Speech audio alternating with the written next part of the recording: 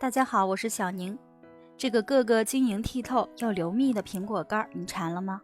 和之前分享的红薯干一样，都是纯天然的美食，软筋儿的，特别好吃。我呢买的是这种超市搞活动的大苹果，2块多1斤，这样做起来不会浪费。先呢给它清洗干净以后，刮掉外皮，然后改刀切成这样滚刀块的形状，去掉糊的部分。表面呢不要带着皮，也要有一定的厚度，这样晒出来呢中间才不会发硬。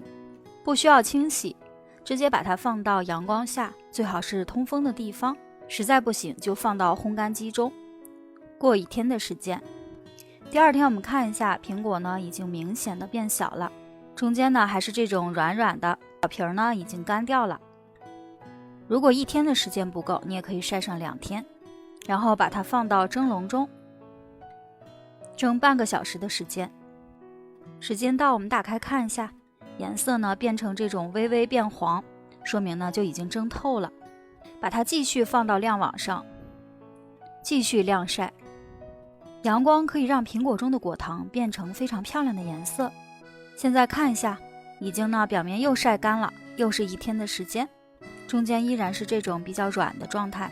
咱们这次继续上锅蒸，这一次呢依然是蒸半个小时左右的时间，但是也要来看苹果的状态。这一遍呢一定要蒸到苹果变红，变成半透明色。打开看了一下，状态不太好，我又继续蒸了15分钟，可以明显看到2次蒸制的区别。继续晾晒，直到它变成这样晶莹剔透的状态。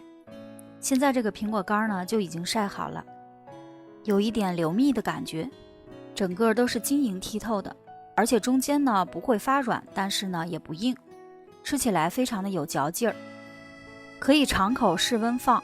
如果做的很多，就把它放到密封袋中，冰箱冷冻保存。